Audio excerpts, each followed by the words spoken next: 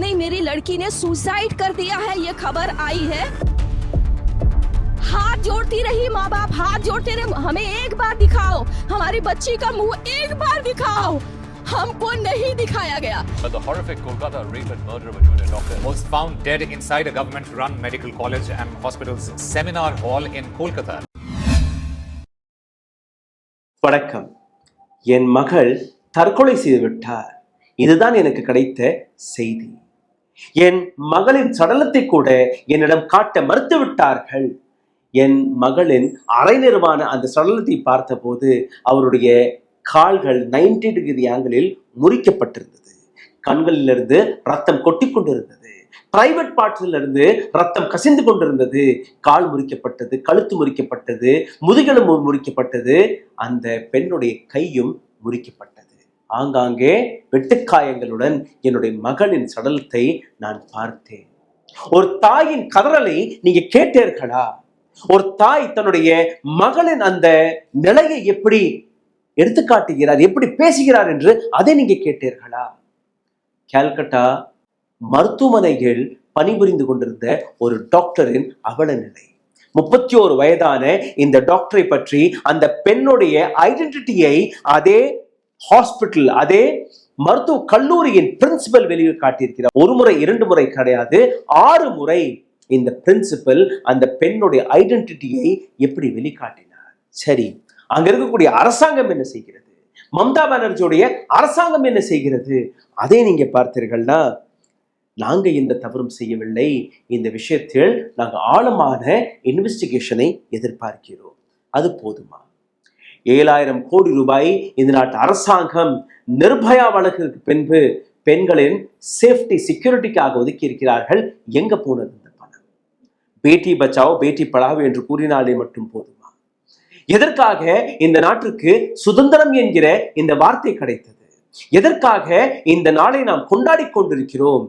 நாம் கொண்டாட வேண்டும் என்றால் இந்த நாட்டில் ஒரு பெண் கூட கற்பழிக்கப்படாமல், ஒரு பெண் கூட அசால்ட் படாமல் என்னைக்கு இருக்கிறாளோ அன்னைக்கு இந்த நாட்டிற்கு சுதந்திரம் கிடைத்ததாக நீங்க கொண்டாடுங்கள். அல்ல என்றால் இந்த சுதந்திர நாள் என்று நாம் வெட்கப்பட வேண்டும், அவமானப்பட வேண்டும். இதுதான் இன்னைக்கு இந்த நாட்டு மக்கள் உணர்ந்து கொண்டிருக்கிறார்கள். கல்கட்டாவில் என்ன நடந்தது? இந்த மருத்துவ கல்லூரியில் அங்க பணிபுரிந்து கொண்ட இந்த பெண்ணுடன் என்ன நடந்தது என்கிற இந்த விஷயத்தை பார்ப்பதற்கு முன்பு இப்படித்தான் நடந்து கொண்டிருக்குமா? இதற்கு எந்த விதமான முற்றுப்புள்ளியும் வைக்க முடியாதா? இதற்கான எந்த சொல்யூஷனும் இல்லையா என்று பார்க்கும்போது அதற்கான விளக்கத்தையும் இந்த பதிவில் நாம் பார்க்க வேண்டிய அவசியம் இருக்கிறது. இந்த நாட்டு பெண்கள் எந்த அளவில் பாதுகாப்பு இல்லாமல் இருக்கிறார்கள் அதை நீங்க உணர்ந்தீர்கள்னா இந்த பதிவை கடைசி வரை பாருங்கள். உங்கள் வீட்டிலும் ஒரு தங்கை இருப்பாள், தாய் இருப்பாள், மகள் இருப்பாள், அக்காள் இருப்பாள். அப்படி உங்களுடைய குடும்பத்தில் ஒரு பெண்ணுடைய பாதுகாப்பை நீங்க எதிர்பார்க்கிறீர்கள் என்றால் இந்த பதிவை தயவு செய்து பாருங்கள், இதை பகிருங்கள். இந்த பதிவுக்குள் இன்னும் ஆழமாக போவதற்கு முன்பு ஒரு சில கேள்விகள், ஒரு சில இன்சிடென்ட்ஸ்களை மட்டும் ஞாபகப்படுத்தி பாருங்கள். நிர்பயா வழக்கு என்ன ஆனது? சக்தி மில்ஸ் ரேப் கேஸ் மும்பையில் நடந்தது, என்ன ஆனது? ஹாத்ரஸ் கேஸ் மறந்திருப்பீர்கள், என்ன ஆனது? உன்னாவ் மறந்துவிட்டீர்களா? ஆஷாராம் பாபு பேரோலில் வெளிவந்து விட்டார். பாபா ராம் ரஹீம் பேரோலில் மீண்டும் ஒரு முறை வெளிவந்து விட்டார். சுவாதி வழக்கு என்னானது? ஹாசினி வழக்கு என்னானது? பொள்ளாச்சியின் அந்த மிருகம் எங்க இருக்கிறான் என்று. கள்ளக்குறிச்சியை மறந்து விட்டீர்களா? சிவசங்கர் பாபாவை மறந்து விட்டீர்களா? இது போன்ற அனைத்து இன்சிடென்ட்ஸ்களுமே வெளிவரும் போது 2 நாட்களுக்கு மட்டும்தான் உங்களுடைய ஆக்ரோஷம், உங்களுடைய கோபம் இருக்கிறது. இதற்கு பின்பு நீங்க மறந்து விடுகிறீர்கள். 6 மாதம் குழந்தையிலிருந்து 80 வயது மூதாட்டியை கூட இந்த மிருகங்கள் விட்டு வைக்க மாட்டேங்கிறார்கள். அப்போ இந்த நாட்டில் இருக்கக்கூடிய சட்டத்தில், இந்த நாட்டில் இருக்கக்கூடிய சிஸ்டத்தில் ஏதோ ஒரு இடத்தில் ஓட்டை இருக்கிறதா இல்லையா என்று சிந்தித்து பாருங்கள். கல்கட்டாவில் இருக்கக்கூடிய ஆர்ஜி கர் மெடிக்கல் காலேஜில் நடந்த இந்த இன்சிடென்ட்டை இதற்கு மேல் பாருங்கள், ஆழமாக பாருங்கள். Undressed and half-dressed body is found and doctor in our country declare war against the system. அரை நிர்வாணமாக ஒரு டாக்டர் ஹாஸ்பிட்டலுக்குள்ளேயே அந்த டாக்டருடைய சடலம் கிடைத்ததற்கு பின்பு இதே மருத்துவ கல்லூரியில் இருக்கக்கூடிய பல்வேறு டாக்டர்ஸ்கள், அனைத்து டாக்டர்ஸ்களுமே ஒரு போர்க்கொடியை தூக்கினார்கள். அதை தொடர்ந்து ஒரு செயின் ரியாக்ஷன் போன்று இந்தியாவில் இருக்கக்கூடிய அனைத்து டாக்டர்ஸ்களுமே ஒரு சாலிடாரிட்டியை காட்டுவதற்காக களமிறங்கினார்கள். இதற்கு மேலாக பொறுத்து கொள்ள மாட்டோம் என்று. செமி நியூட் பாடி, அதாவது அரை நிர்வாணமான இந்த சடலம், அந்த படத்தை கூட என்னால் காட்ட முடியாது. இந்த பெண்ணுடைய ஐடென்டிட்டியை என்னால் உங்களுக்கு எடுத்து காட்ட முடியாது. இது சட்டம். ஒரு பெண்ணை பற்றி, ஒரு பெண்ணுடைய தன்மானத்தை பற்றி அந்த பெண் இறந்ததற்கு பின்பு கூட நாம் வெளியே காட்டக்கூடாது. இதுதான் என்னுடைய நாட்டின் சட்டம் எடுத்து காட்டுகிறது. ஆனால் கொலைகாரனை, குற்றவாளிகளை நிச்சயமாக இந்த பதிவெல்லாம் எக்ஸ்போஸ் செய்ய போகிறோம். Post graduate training PGT seminar ஹாலில் சற்று நேரம் உறங்குவதற்காக செல்கிறார். 36 மணி நேரம் வரை இந்த பெண்மணி தொடர்ந்து டியூட்டியில் இருந்திருக்கிறார். 24 மணி நேரம் கிடையாது, 36 மணி நேரம், 1.5 நாள் வரை எந்த விதமான உறக்கமும் இல்லாமல், ஓய்வும் இல்லாமல் அந்த பெண்மணி தொடர்ந்து இந்த நாட்டு மக்களுக்காக சேவை செய்ததற்கு பின்பு சற்று நேரம் உறங்கிக் கொள்கிறேன் என்று ஒதுங்கி இருக்கிறார். அந்த பெண்ணிற்கு எந்த விதமான ரெஸ்ட் ரூமும் கிடையாது. அதிகாலை 2 மணி அளவில் உணவை உண்ணி இருக்கிறார் இந்த பெண்மணி. 36 மணி நேரம் ஷிஃப்டிற்கு பின்பு உறங்க சென்ற அந்த பெண்மணி திரும்பவில்லை. அதிகாலையில் அந்த பெண்ணுடைய சடலம் மட்டும்தான் கிடைத்தது. செமி நியூட், அரை நிர்வாணமாக இந்த பெண்ணுடைய சடலம் மட்டும் கிடைத்தது. கிடைத்ததற்கு பின்பு 0.0 நேரத்திலிருந்தே அந்த மருத்துவக் கல்லூரி இந்த பெண்ணுடைய மரணத்தை டைல்யூட் செய்வதற்காக பல்வேறு பொய்களை கூற சொல்லினார்கள். இந்த பெண்ணுடைய குடும்பத்தினருக்கு போன் செய்திருக்கிறார்கள். அதாவது உங்களுடைய மகள் தற்கொலை செய்து விட்டாரா? உடனடியாக அந்த பெற்றோர்கள் ஓடி இருக்கிறார்கள் மருத்துவக் கல்லூரி. அந்த பெண்ணுடைய சடலத்தை கூட காட்டவில்லை. சிந்தித்து பாருங்கள் எந்த அளவில் இந்த கொடூரம் நடந்திருக்கிறது என்று. இந்த விஷயம் வெளியான உடனேயே பல்வேறு அமைப்புகள், பல்வேறு டாக்டர்ஸ்கள் போராடியதற்கு பின்பு, எங்கள் போன்ற பத்திரிகையாளர்கள் இதை பற்றி குரல் எழுப்பியதற்கு பின்பு, இது ரேப் கிடையாது, இது மர்டர் கிடையாது, இது கேங் ரேப் மற்றும் கிடையாது, ஒரு பெண்ணுடன் நடந்த ஒரு மிக பெரிய கொடூர செயல் என்று நாங்கள் எடுத்துக்காட்டியதற்கு பின்பு இந்த விஷயத்தை பற்றி கொஞ்சம் கொஞ்சமாக விஷயங்கள் வெளியாக தொடங்கியது. ஆட்டோபயோப்சி நடந்தது, அதாவது போஸ்ட்மார்ட்டம் நடந்தது. போஸ்ட்மார்ட்டம் ரிப்போர்ட்டில் என்னெல்லாம் வெளிவந்தது என்று அதை நீங்க பார்த்தீர்கள், உங்களுக்கு புரிய வரும். RG Kar medical hospital August 9ஆம் தேதி அதிகாலை 3 to 5 மணி அளவில் இந்த பெண்ணுடன் நடந்தது ஒரு மிகப்பெரிய கொடூரம். ஹோமிகிடல் என்கிற இந்த வார்த்தையை நீங்க கூகுள் சர்ச் செய்து பாருங்கள். கேங் ரேப் போன்ற விஷயங்கள் உங்களுக்கு தெரியும். அதாவது பெனிட்ரேஷன் வழியாக வரக்கூடிய காயங்கள் அந்த பெண்ணுடைய போஸ்ட்மார்ட்டம் ரிப்போர்ட்டில் வெளிவந்திருக்கிறது. இந்த காயங்களுடைய அளவு கூட உங்களுக்கு புரிய வேண்டும் என்றால் இந்த போஸ்ட்மார்ட்டம் ரிப்போர்ட் 4 பக்கங்கள் கொண்டிருக்கிறது. 4 பக்கங்கள் கொண்ட இந்த போஸ்ட்மார்ட்டம் ரிப்போர்ட்டில் என்னெல்லாம் எடுத்து வைத்திருக்கார்கள் அதையும் நீங்க பாருங்கள். டாக்டர் சுபர்ணா கோஸ்வாமி அவர் கையில் இந்த போஸ்ட்மார்ட்டம் ரிப்போர்ட் போயிருக்கிறது. அவர் தெளிவாக கூறக்கூடிய விஷயம், she challenged the Kolkata police claim that only one person involved in the rape and murder of trainee doctor. Police என்ன கூறுகிறது? ஒரே ஒரு நபர் தான் இந்த மர்டர் அண்ட் ரேப்பை செய்திருக்கிறார், வேற யாருமே கிடையாது. The injuries and the amount of semen indicated multiple parameters. ஒரு நபர் கிடையாது. அந்த பெண்ணுடைய சடலத்தில் கிடைத்த அந்த சீமனாக இருக்கட்டும், இன்ஜுரிஸாக இருக்கட்டும், இந்த அனைத்துமே இதில் ஒரு நபர் கிடையாது, பல நபர்கள் இருப்பதாக இந்த போஸ்ட்மார்ட்டம் ரிப்போர்ட் எடுத்து காட்டுகிறது. Sanjay Roy was arrested swiftly. எதற்காக? அந்த பிரின்சிபலை உடனடியாக நீங்க கைது செய்து விட்டீர்கள், ஆனால் அதற்கு பின்னாடி இருக்கக்கூடிய எவிடன்சஸ்களை நீங்க எதற்காக இன்னும் வெளிக்காட்டவில்லை? இது போன்ற கேள்விகளை டாக்டர் சுபர்ணா கோஸ்வாமி அவர்கள் வெளிக்காட்டுகிறார். இந்த போஸ்ட்மார்ட்டம் ரிப்போர்ட்டில் வெளிவந்த பல்வேறு விஷயங்கள், கழுத்தை நெரிச்சு கொண்டிருக்கிறார்கள், பின்னாடி கழுத்து எலும்பு முறிஞ்சிருக்கிறது. அந்த கொலை எந்த அளவில் கொடூரமாக இருந்தது என்று நீங்க பார்த்தீர்கள்னா, கழுத்தில் இருக்கக்கூடிய அந்த சங்கு நெறிஞ்சிருக்கிறது. Strangle such a bad way. Private பார்ட்ஸ்ல இருந்து பெண் உறுப்புகளிலிருந்து ரத்தம் கசிந்திருக்கிறது, காயங்கள் இருக்கிறது. இந்த 4 பக்கத்தில் இருக்கக்கூடிய பல்வேறு விஷயங்களை இன்னும் நான் உங்களுக்கு எடுத்து காட்டுகிறேன். பெலி, அதாவது வயிற்று பகுதியில் காயங்கள், லிப்ஸ், உதடுகளில் காயங்கள், விரல் முறிக்கப்பட்டிருக்கிறது, லெஃப்ட் லெக் வாஸ் broken, ஒட்டுமொத்த உடலில் பல்வேறு இடங்களில் வெட்டுக்காயங்கள் இருந்திருக்கிறது. அந்த பெண்ணுடைய வாய், மூக்கு, அந்த பெண்ணுடைய பல்வேறு இடங்களில் இருக்கக்கூடிய காயங்களை நீங்க பார்த்தீர்களா? செவற்றில் முட்டியிருக்கிறார்கள், வாயை துறக்காதபடி, சத்தம் வெளியே வராதபடி. முகத்தில் கீறல் இருந்திருக்கிறது, முதுகில் கீறல் இருந்திருக்கிறது.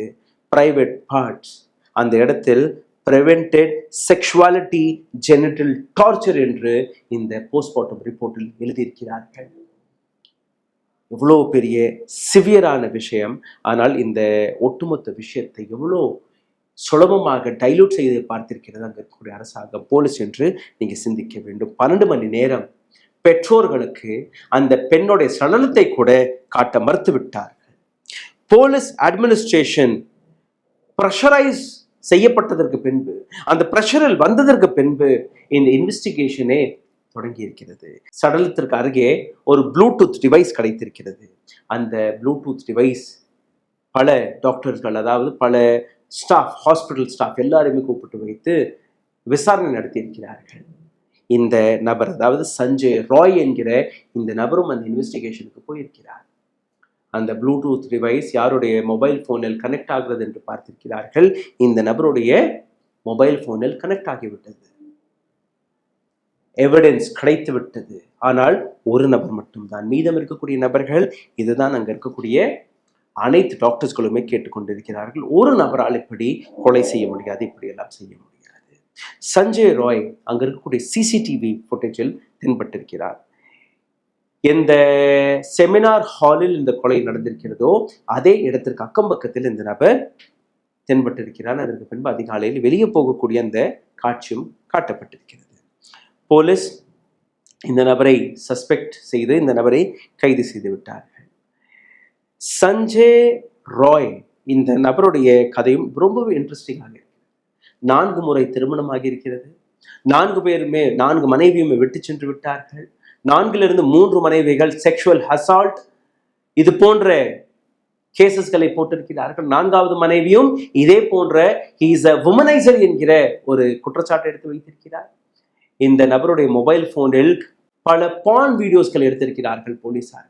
அதுவும் சாதாரணமான போனோகிராஃபி இல்லை, நீங்க நினைத்து கூட பார்க்க முடியாத அளவில் அந்த போர்னோகிராஃபி கான்டென்ட் இந்த நபருடைய மொபைல் போனில் இருக்கிறது. இந்த நபர் தன்னை போலீஸாக எடுத்து பார்த்திருக்கிறார். அதாவது ஃப்ரெண்ட்ஸ் ஆஃப் போலீஸ் என்று நீங்க பார்த்திருப்பீர்கள். இவர்களுக்கு போலீஸ் என்கிற அந்தஸ்து கிடைக்காது, அதனால ஏதோ ஒரு ஸ்டைஃபன் கிடைக்கும். இந்த நபருக்கும் 12,000 ரூபாய் கிடைத்திருக்கிறது. இந்த நபர் அந்த அதிகாரத்தை வைத்து போலீஸிடம் நெருக்கமாக பழகி அங்க ஒரு புரோக்கராக வேலை பார்த்திருக்கிறார். யாருக்கெல்லாம் பெட் கிடைக்கவில்லையோ, யாருக்கெல்லாம் அட்மிஷன் கிடைக்கவில்லையோ பணத்தை வாங்கி அவர்களுக்கெல்லாம் இந்த வேலையை பார்த்து கொடுக்கக்கூடிய வேலையை பார்த்திருக்கிறார். ஆர்ஜிகர் மெடிக்கல் காலேஜ் ஹாஸ்பிட்டல், அங்க எங்க வேணாலும் போகலாம் வரலாம் என்கிற அந்த ஆக்சஸ் இந்த நபருக்கு கிடைத்திருக்கிறது. இந்த நபர் எங்க வேணாலும் எந்த டிபார்ட்மெண்ட்டுக்கு வேணாலும் போகலாம் வரலாம் என்கிற அந்த அதிகாரத்தை வைத்து பணத்தை பார்க்கக்கூடிய வேலையை பார்த்து வந்தாராம். சரி, இது ஒரு பக்கம் இருக்கு. இன்னொரு பக்கத்தில் நீங்க பார்த்தீர்கள்னா இந்த நபருடைய வரலாறு, ஹிஸ்டரி, பெண்களுடன் தவறாக நடப்பதே ஒரு தொழிலாக வைத்திருக்கிறார். Whether Nirbhaya case or Calcutta case, நிர்பயால இருந்து கால்கட்டா வரை இது போன்ற எத்தனையோ பெண்களுடன் நடக்கக்கூடிய அனைத்து வழக்குகளையும் பிரட்டி போட்டு பாருங்கள், அக்யூஸ்டோடைய நடவடிக்கை ஒரே மாதிரியாக இருக்கிறது. கிரைம் செய்து கொலை செய்ததற்கு பின்பு வீட்டுக்கு போய் அல்ல ஏதோ ஒரு சேஃப் ஜோனில் போய் உறங்கக்கூடிய வேலையை பார்க்கிறார்கள். இதை தாண்டி இந்த நபர்களுக்கு கிடைக்கக்கூடிய இந்த தைரியம், இந்த சட்டத்திற்கு எதிராக நடக்கக்கூடிய அந்த ஐடியா எவ்வளவு பலமாக இருக்கிறது என்று நீங்க பார்த்தீர்கள்னா, இந்த நபர்கள் சட்டத்திற்கு முன்பே நின்று அதை சேலஞ்ச் செய்து கொண்டிருக்கிறார்கள். மம்தா பானர்ஜி ஒட்டுமொத்த வழக்கையே மெஸ் அவுட் செய்ததற்கு பின்பு, இந்த அளவில் சீரியஸான இஷ்யூவாக இருந்த பின் கூட அங்கே இருக்கக்கூடிய பிரின்சிபலை காப்பாற்றக்கூடிய வேலையை பார்த்திருக்கிறார்கள்.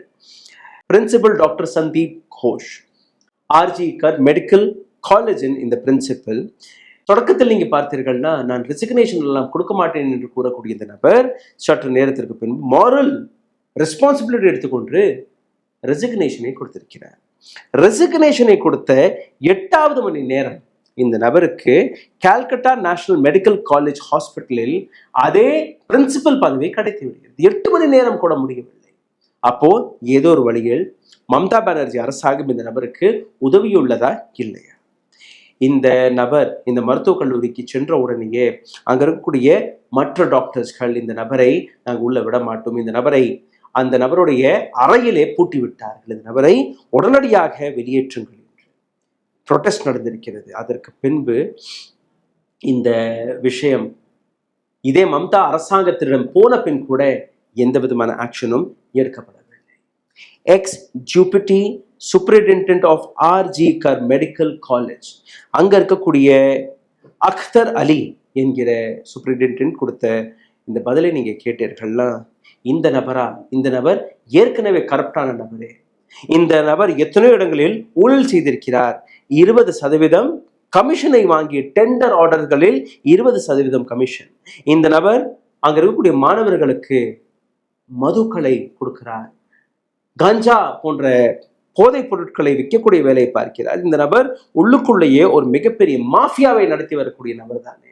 அப்போ அந்த நபர் மீது ஒரு குற்றச்சாட்டு இருந்த பின் கூட மம்தா அரசாங்கம் இந்த நபருக்கு இன்னொரு இடத்தில் வேலையை உருவாக்கி கொடுக்கிறது. இந்த விஷயங்கள் எல்லாம் வெளிவந்ததற்கு பின்பு மம்தா பானர்ஜி திடீர் என்று வெடித்துக் கொள்கிறார். நான் இந்த மிருகங்களை விட்டுவிட மாட்டேன், இந்த நபர்களுக்கு டெத் பெனல்ட்டியை தவிர வேற எதுவுமே கிடைக்கக்கூடாது, அந்த அளவில் பனிஷ்மெண்ட் கிடைக்க வேண்டும், இல்லை என்றால் இந்த வழக்கை நான் சிபிஐக்கு மாற்றி விடுவேன், வரக்கூடிய ஞாயிற்றுக்கிழமைக்குள் இந்த இன்வெஸ்டிகேஷன் நடந்தே முடிய வேண்டும் என்கிற ஒரு நாடகத்தை ஆடினார் மம்தா பானர்ஜி. ஆனால் அங்க இருக்கக்கூடிய மக்களும் நம்பவில்லை, அங்க இருக்கக்கூடிய கோர்ட்களும் இந்த விஷயத்தை நம்பவில்லை. கால்கட்டா ஹைகோர்ட் முதலில் டாக்டர் சந்தீப் கோஷை கூப்பிட்டு விட்டு எப்படி இந்த ஒட்டுமொத்த விஷயத்தை நீங்க கையாண்டீர்கள், 6 முறை அந்த பெண்ணுடைய ஐடென்டிட்டியை எப்படி நீங்க வெளிக்காட்டினீர்கள், எப்படி இந்த விஷயம் நடந்தது என்கிற அந்த விஷயத்தை கூறியதற்கு பின்பு ஹைகோர்ட் உடனடியாக டாக்டர் சந்தீப் கோஷ், உங்களுடைய ஆட்டிடியூட் அண்ட் உங்களுடைய விதிமுறைகள் எங்களுக்கு பிடிக்கவில்லை, உங்களுக்கு இன்னொரு இடத்திலும் வேலை கிடைக்கக்கூடாது, நீங்க வீட்டுக்கு செல்லுங்கள் என்று வீட்டிற்கு அனுப்பிவிட்டார். உங்கள் மீது வழக்கு பாய வேண்டும் என்று கூறியிருக்கிறார்கள். இதை தாண்டி 8 மணி நேரத்திற்குள் எப்படி உங்களுக்கு இந்த டிரான்ஸ்பர் கிடைத்தது, அதற்கான ஒரு இன்வெஸ்டிகேஷன் வர வேண்டும். இந்த ஒட்டுமொத்த விஷயத்தை இதற்கு மேல் கால்கட்டா போலீஸ் கையாள வேண்டாம், மம்தா பானர்ஜி அரசாங்கம் இதை கையாள வேண்டாம், உடனடியாக இதை நாங்கள் சிபிஐக்கு மாற்றுகிறோம் என்று கூறிவிட்டார்கள். இப்போ வழக்கு சிபிஐ கையில் போய்விட்டது. ஒரு அக்யூஸை கைது செய்து விட்டார்கள், அந்த நபர் சிறையில் இருக்கிறார். ஆனால் இப்பவும் நீங்க பார்த்தீர்கள்ல, இந்த வழக்கில் பல்வேறு கேள்விகள் வந்து கொண்டே இருக்கிறது. எதற்காக இந்த அளவில் அவசரப்பட்டு சிபிஐ கையில் இந்த வழக்கை ஒப்படைத்தீர்கள், எதற்காக மக்கள் கால்கட்டா போலீஸ் மீது நம்பிக்கை வைக்கவில்லை, எதற்காக சிபிஐ ப்ரோப் மிக முக்கியமாக தேவைப்படுகிறது என்று அங்க இருக்கக்கூடிய மக்கள் கேட்டார்கள். இது போன்ற பல்வேறு விஷயங்கள். இந்த இடத்தில் மிக முக்கியமான கேள்வியை நான் கேட்கிறேன். What was the need to do the suicide angle from the first day, first hour? எதற்காக இந்த கொலையை, இந்த ரேப் பிளஸ் மர்டரை நீங்க தற்கொலையாக எடுத்து காட்டினீர்கள், எதற்காக சுசைடாக எடுத்து காட்டினீர்கள், எதற்காக இந்த ஃபால் பிளே செய்தீர்கள், ஏன் போலீஸ் யாரை காப்பாற்றுவதற்காக முயற்சி செய்தார்கள், இதற்கு பின்னாடி ஒரு நபரா இல்ல பல நபர்களா, ஏன் இந்த ஆங்கிளை நீங்க இன்னும் எடுத்து காட்டவில்லை போன்ற பல்வேறு விஷயங்கள்.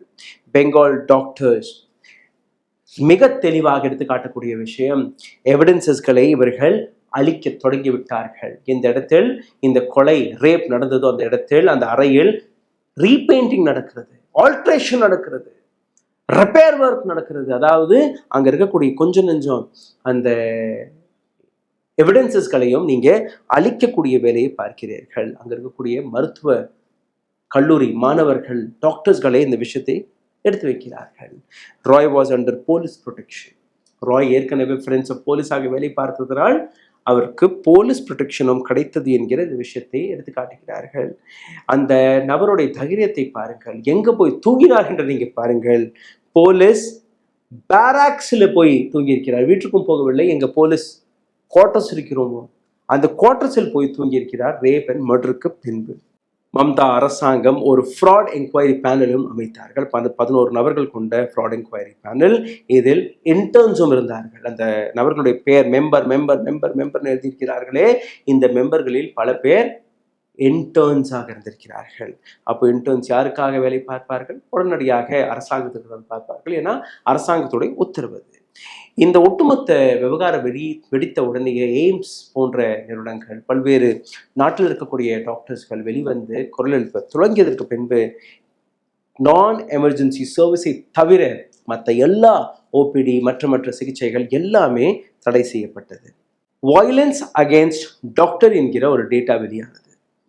இந்த டேட்டாவில் நீங்கள் பார்த்தீர்கள்னா சைனாவில் 85% டாக்டர்ஸ்கள், 100 டாக்டர்ஸ்ல இருந்து 85 டாக்டர்ஸ்கள் ஏதோ ஒரு விதத்தில் ஏதோ ஒரு இடத்தில் தன்னுடைய சர்வீஸ் காலகட்டத்தில் ஏதோ ஒரு இடத்தில் தாக்கப்பட்டிருக்கிறார்கள், அசால்ட் செய்யப்பட்டிருக்கிறார்கள். வெர்பல் அசால்ட் கிடையாது, இது டெக்னிக்கலாகவே ஒரு டாக்டர் மீது விழுகக்கூடிய அந்த தாக்குதல். முதலிடத்தில் சைனா, இரண்டாவது இடத்தில் இந்தியா இருக்கிறது. With 75% doctors are been assaulted, 47% in US. எந்த அளவில் இந்த நாட்டில் இருக்கக்கூடிய டாக்டர்ஸ்களுடைய நிலை இருக்கிறது என்று நீங்க பாருங்க. IMA, இந்தியன் மெடிக்கல் அசோசியேஷன், ஒரு மிக முக்கியமான சஜஷன்ஸ்களை கொடுத்திருக்கிறார்கள். Declare all hospital safe zone across the country. ஒட்டுமொத்த இந்தியாவில் இருக்கக்கூடிய ஒவ்வொரு மருத்துவமனையிலும் சேஃப் ஜோன் என்கிற இடம் இருக்க வேண்டும். Enforce safe zone, security personnel police camps in the government hospital. Security personnel போலீஸார்களை வைத்து அந்த சேஃப் ஜோன் இடத்தில் நீங்கள் போய்விட்டீர்கள், அந்த டாக்டர் மீது யாருமே தாக்குதல் நடத்த முடியாது. அந்த இடத்துல அவர்கள் போய் உறங்கலாம், எதுவெல்லாம் செய்யலாம். சிசிடிவி கேமரா அங்கே பொருத்தப்படும். என்ஷோர் செக்யூரிட்டி அட் ஹாஸ்பிட்டல், ஹாஸ்பிட்டல்களில் செக்யூரிட்டி இருக்க வேண்டும். Mandatory security in large private hospital, கட்டாயமாக தனியார் கல்லூரிகளில் தனியார் மருத்துவமனைகளில் ஒரு பிரைவேட் செக்யூரிட்டி இருக்க வேண்டும். CCTV camera in vulnerable points mandatory. எங்கெல்லாம் அந்த மூளை முடுக்கு இருக்கிறதோ இங்கெல்லாம் யாருமே போக மாட்டார்கள் என்று நீங்கள் நினைக்கிறீர்களோ, அவுட்ஸ்கர்ட்ஸ் ஆஃப் ஹாஸ்பிட்டல், இங்கே இந்த மார்ச்சுரி பக்கமெல்லாம் போய் பார்த்துருக்கல, யாருமே போக மாட்டார்கள், இருட்டாக கிடைக்கும். அங்கே எல்லாமே லைட் இருக்கணும், சிசிடிவி கேமரா இருக்கணும், ப்ரொடெக்ஷன் இருக்கணும். Universal law on attack on doctor and hospital. ஒட்டுமொத்த இந்தியாவிற்கே, whether you are in Tamil Nadu, you are in Delhi, you are in Calcutta, you are in Bangalore, வேரெவர் you are, ஒரே முறையான சட்டம் அனைத்து டாக்டர்ஸ்கள் மீது நடக்கக்கூடிய இந்த தாக்குதல் மீது இருக்கணும். 25 states have already law on attacks. 25 மாநிலங்களில் ஏற்கனவே இந்த லா இருக்கிறது. ஆனால் அந்த லா எந்த அளவில் இம்ப்ளிமெண்ட் செய்யப்படுகிறது என்று நீங்க பார்க்க வேண்டும். இதற்கு மேல் நான் ஒரு சில விஷயங்களை கூறுவேன். நிச்சயமாக நீங்க என்னை திட்டி ஏதாச்சும் கீழே எழுதுவீர்கள். இந்த மாதிரி விஷயம் மீண்டும் நடக்காதா என்று நீங்க பார்த்தீர்கள்னா நிச்சயமாக இது போன்ற விஷயங்கள் நடந்தே தீரும். ஏன்னா இந்த நாட்டில் இருக்கக்கூடிய சட்டத்தை இந்த மிருகங்கள் மதிக்க மாட்டேங்குது. இந்த அவுட்ரேஜ் வெளிவந்ததற்கு பின்பு, இது போன்ற செய்திகள் வெளிவந்ததற்கு பின்பு உங்களுடைய கோபம் 2 நாட்களை தாண்டாது. 2 நாட்களுக்கு பின்பு நீங்க அதே முறையில் சிந்திக்கிறீர்கள், அதே முறையில் நீங்க அந்த விஷயத்தை மறந்து கடந்து செல்கிறீர்கள். இந்த அவுட்ரேஜ் எந்த அளவில் இருக்கிறதோ இதே போன்ற அவுட்ரேஜ் லத்தாக் ப்ரொடெஸ்டில் நடந்தது, மறந்துவிட்டீர்கள். ஃபார்மர் ப்ரொடெஸ்டில் நடந்தது, மறந்துவிட்டீர்கள். எம்எஸ்பி இஷ்யூவை மறந்துவிட்டீர்கள். எலக்ட்ரோரல் பாண்ட் ஸ்கேம் வெளிவந்தது, மறந்துவிட்டீர்கள். சுப்ரீம் கோர்ட்ல நடக்கக்கூடிய பல்வேறு டிபேட்கள், பல்வேறு தீர்ப்புகளை நீங்க மறந்து விடுகிறீர்கள். பிரஜ்வல் ரவண்ணா போன்ற நபர் இன்னைக்கு எங்க இருக்கிறார்? பிடிபட்டாரா? யாருக்குமே தெரியாது. சந்தேஷ் காலியை பற்றி எத்தனையோ வீடியோக்களை நாங்களே போட்டிருக்கிறோம், மறந்து விட்டீர்கள். பூனே போர்ஷா கேஸ், போர்ஷே காரை வைத்து 2 நபர்களை கொன்று சென்ற அந்த கதையும் நீங்க மறந்து விட்டீர்கள். கோட்டா என்கிற இந்த இடத்தில் ஒவ்வொரு நாளும் தற்கொலைகள் நடந்து கொண்டிருக்கிறது, ஆனால் நீங்க மறந்து விடுகிறீர்கள். டெல்லியில் நடந்த ஃப்ளட்டாக இருக்கட்டும், சென்னையில் வரக்கூடிய ஃப்ளட்டாக இருக்கட்டும், இதெல்லாம் நீங்க மறந்து விடுகிறீர்கள். யூபிஎஸ்சி என்ட்ரன்ஸ் ஸ்கேம் எப்படி நடக்கிறது அதை நீங்க மறந்து விடுகிறீர்கள். கிரீமி லேயர் போன்ற விஷயத்தை வைத்து ஓபிசி சர்டிஃபிகேட் யூபிஎஸ்சி ஸ்கேம் நடக்கிறது, அதை நீங்க மறந்து விடுகிறீர்கள். எப்படி இதே யூபிஎஸ்சி டெஸ்ட் எழுத சென்ற மாணவர்கள் 3 மாணவர்கள் தண்ணீரில் முழுகி உயிரிழந்தார்களே, அதையும் நீங்க மறந்து விடுகிறீர்கள். அனைத்திற்குமே சிபிஐ கையில் போய்விட்டால் அனைத்துமே சரியாகிவிடும். சிபிஐ கையில் எத்தனை கேசஸ்கள் போயிருக்கிறது, எத்தனை கேசஸ்களுக்கு தீர்ப்பு வெளிவந்திருக்கிறது என்று நீங்க சிந்திக்க வேண்டும். Moral superiority, moral responsibility, women சேஃப்டியை பற்றி எங்க இருக்கிறது, அதை நீங்க பார்த்தீர்களா? 7,000 கோடி ரூபாய் நிர்பயா வழக்கிற்கு பின்பு, நிர்பயா கேஸிற்கு பின்பு இதே நாட்டு அரசாங்கம் கொடுத்தது. அந்த 7,000 கோடி ரூபாயை வைத்து நீங்க என்ன செய்தீர்கள் யாருக்கும் தெரியாது. ஹை ப்ரொஃபைல் கேஸ், டேரா சீஃப் குர்மீத் சிங் அவருக்கு மீண்டும் ஒரு முறை 21 நாட்களுக்கான பெயில் கிடைத்து விட்டது. கடந்த 4 வருடத்தில் மட்டும் 245 நாட்கள் இந்த நபருக்கு பெயில் கிடைத்திருக்கிறது. உதாரணத்திற்கு ஆகஸ்ட் மாதத்தில் 2024ஆம் ஆண்டு 21 நாட்களுக்கான பெயில் கிடைத்திருக்கிறது. இதே வருடம் ஜனவரி மாதத்தில் 50 நாட்களுக்கான பெயில். இதெல்லாம் பிஜேபி அரசாங்கம், ஹரியானா அரசாங்கம். நவம்பர் மாதம் போன வருடம் நீங்க பார்த்தீர்கள் 21 நாட்களுக்கான பெயில்.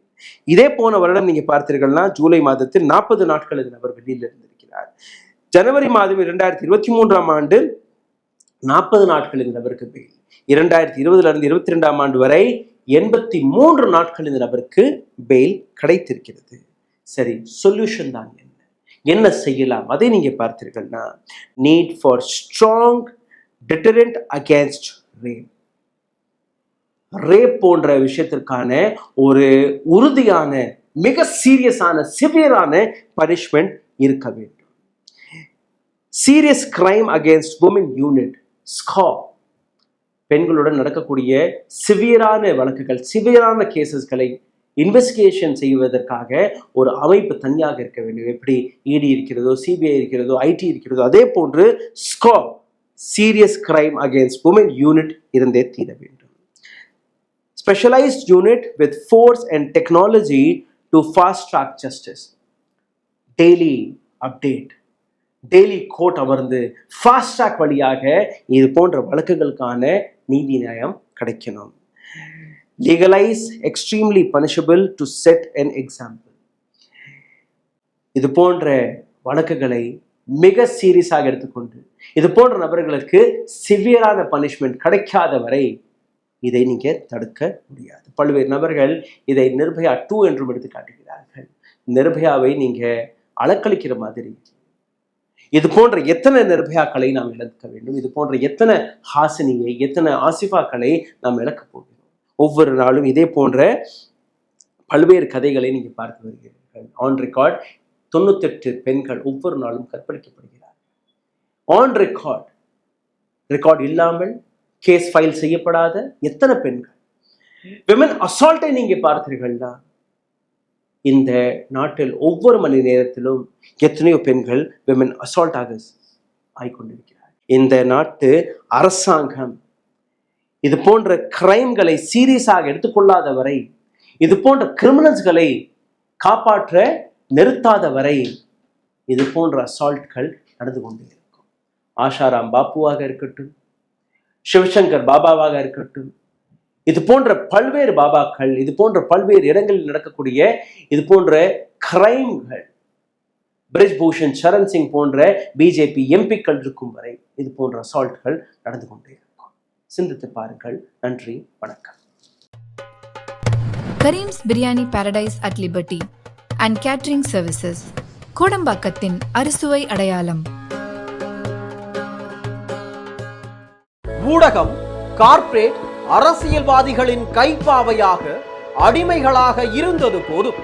இனி சாட்டை எடுத்து சுழற்றும் நேரம் வந்துவிட்டது. ஊடகம் பொதுமக்களாகிய உங்களுக்காக, உங்களாலேயே இயக்கப்பட வேண்டும். ஊடக சுதந்திரத்திற்காக உங்களின் பங்களிப்பை இன்றே அளித்திடுங்கள்.